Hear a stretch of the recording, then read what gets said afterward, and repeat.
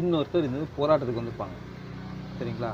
அப்படி இருக்கும்போது இந்த போராட்டத்துக்கு வந்தவங்க மட்டும்தான் அறிவாளிகள், இந்த போராட்டத்துக்கு வந்தவங்க மட்டும்தான்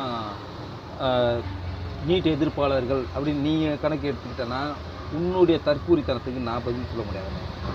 சரியா? நீட்டுக்கு போராட்டத்துக்கு வந்தவங்களும் எதிர்ப்பாளர்கள் தான், நீட்டுக்கு போராட்டத்துக்கு வராதவங்களும் எதிர்ப்பாளர்கள் தான். சரிங்களா? ஒவ்வொருத்தர் வீட்லையும் நான் இப்போ சொன்ன அதே கணக்கு தான். குழந்தைங்க படிக்க போகும்போதே அவங்கக்கிட்ட பேரண்ட்ஸ் கேட்பாங்க. நீ கூட உன் பிள்ளைகிட்ட கேட்டிருப்பேன்னு வச்சுக்குவேன், நீ என்ன ஆக போகிற அப்படின்னு சொல்லி கேட்டிருப்பேன். அவங்க வந்து ஒவ்வொருத்தர் சொல்லியிருப்பாங்க.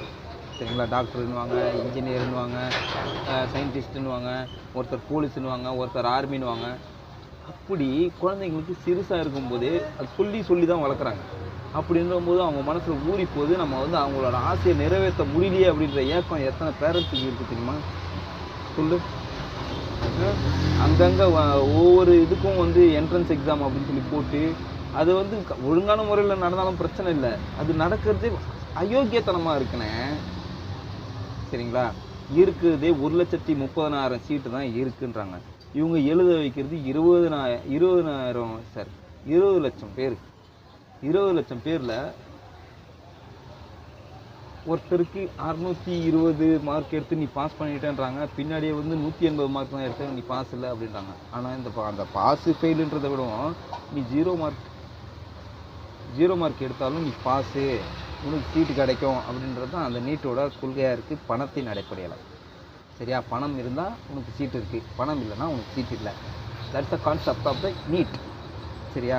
அப்படி இருக்கும்போது நீ எப்படின்னா சும்மா வந்து நீட்டுக்கு நான் எதிர்ப்பாளர்கள், தாவேக்காவுக்கு நான் ஆதரவாளர்கள் அப்படின்ற மாதிரியே பேசினுக்கிறேன். உன் தலைவனே சொல்லியிருக்காள்ல, நீட்டு நான் எதிர்ப்பு தான், அனிதா வீட்டுக்கு நான் போயிருக்கிறேன், ரூட் மாஃபியா வச்சு நானும் வேலை பார்த்துருக்குறேன் அப்படின்னு அவரே ஒத்துக்கிட்டு இருக்காரு. அப்படி இருக்கும்போது நீ என்னென்ன சனம் ஷெட்டிக்கு வந்து சப்போர்ட் பண்ணுறேன்னு சொல்லி வந்து இப்படி மாட்டிக்கிற? ஏன் இன்னொரு வாட்டி ஸ்வீட் பாக்ஸ் வருமா? சிலுக்கு சட்டை போட்டுன்னு வந்துட்டு அப்போ ஜிகின்னு உட்காந்து பேசிட்டு இருக்கிற. ஜிம் பாடியை காட்டிக்கிட்டு எல்லாம் தப்பாக இருக்குண்ணே. உன்னுடைய கொள்கை கொஞ்சம் மாற்றிக்கோ.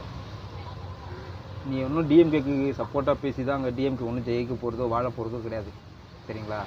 அப்படி இருக்கும்போது நீங்கள் பேசும்போது நடுத்தரமாக நின்று எல்லாருக்கும் சரிசமமாக பேசுங்க. எப்போ பார்த்தாலும் ஒரு பக்கமாக வேணிட்டு பேசிட்டு இருக்கு. எல்லாருக்காகவும் பேசுனேன், அதுதான் நல்லது. சரிங்களா?